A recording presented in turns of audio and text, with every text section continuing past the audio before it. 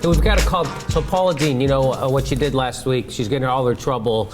She referred to her friend Hollis as black as that chalkboard. She told a story about her granddad not being able to live without slaves, so he killed himself. We're supposed to be sympathetic to her granddad. So she did a lot of horrible things. It's a lot of bad things. So we're going to get her on the phone. We're going to talk about it. Hey, Paula Deen, we have Paula on the phone.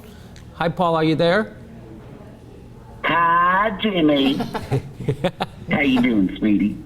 Bless your heart. I'm doing good. Listen, we're talking about the apologies you gave, and they weren't sincere. Can you talk about the apologies that people, the one you took down? I saw clips of it. I just can't watch it. You can't. Yeah, but they're your apologies. You can tell us about them. You didn't have to watch them, but I know you did. Yes, I did, Jimmy. I saw the apologies. There's been some very hurtful lies told about me that I thought I had to address. Like what kind of lies? Well, like that I'm a racist. But you did use racist language. You even said the N-word, Paula, right? Isn't that true? Well, of course, sweetie, who hasn't? Lots of people haven't used the N-word, Paula. But Jimmy, you have to understand that when I said them, I used a very sweet, aw shucks kind of southern accent, y'all. So it's kind of like a compliment. I doubt that it's a compliment because you said it in a southern accent. No, just ask my black as coal best friend Hollis over here. Where are you, Hollis? Smile so we can see you. See, Paul, there he is. Paul, that's what I'm talking about. People hear you say stuff like that, and they start to think bad things about you. Really bad. But they ain't true. I ain't a racist. I'm just a Southern girl. No, that's... If I was racist, why would I have a friend who was black as the ace of spades? See, you're doing it again.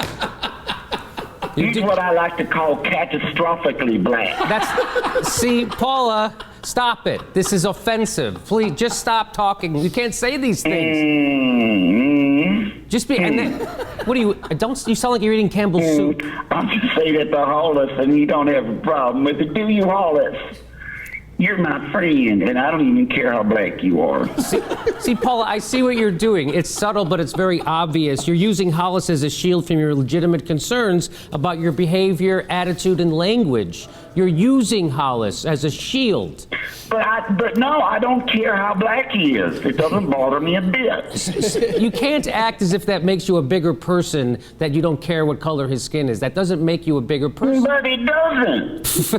That's not the point. The point is you don't need to make that point. Black people don't say, I don't care how white you are. You wouldn't hear a black person. Do you understand? Yeah. Have you tried some of my new finishing butters available at Walgreens? No, I haven't tried your butters.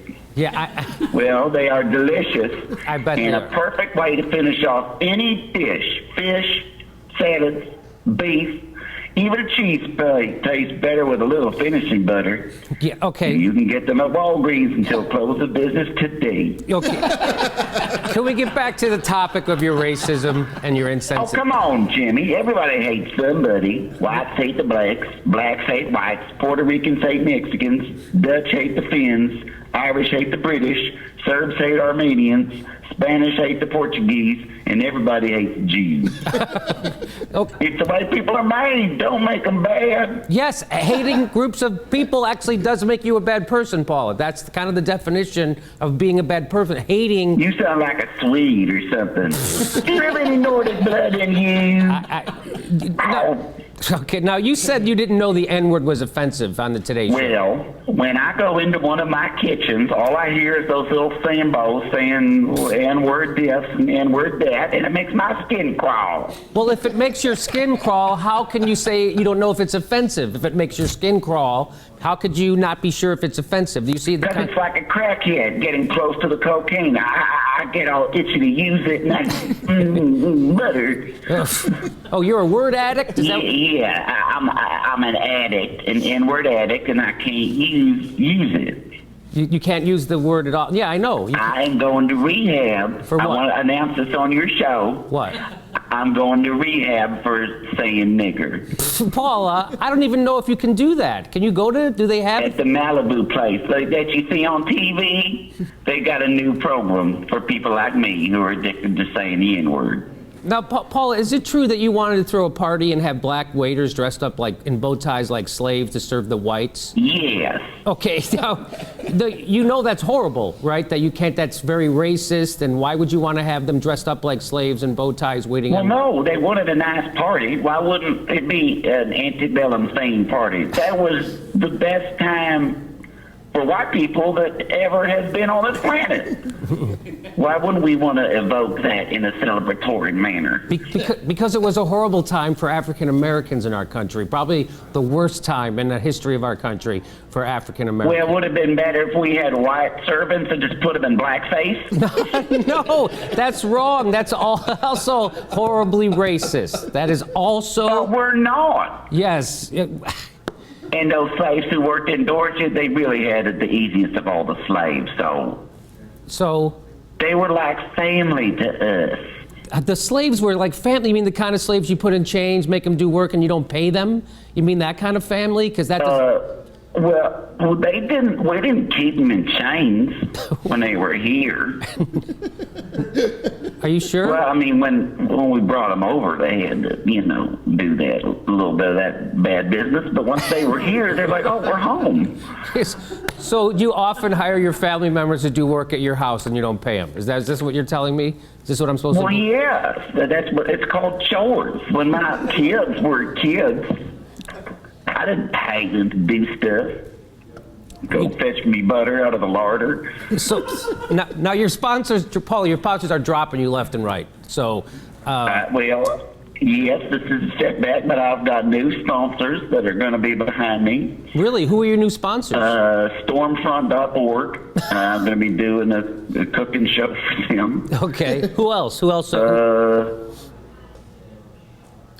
David Duke campaign. He's running for something again. I'm going to be cooking for them. That's sad. What, are you doing any other cooking? Any other cooking coming up for anybody besides David? I'm doing a Ku Klux Klan bake. A Ku Klux Klan bake? What? I'm doing a clam bake for the Ku Klux Klan. They're racist. They're horrible Why racists. wouldn't I? Because they're horrible racist people, Paula. That don't make them bad, Jimmy. That don't make them bad people. That's again. This is exactly what makes people bad. You leave them alone.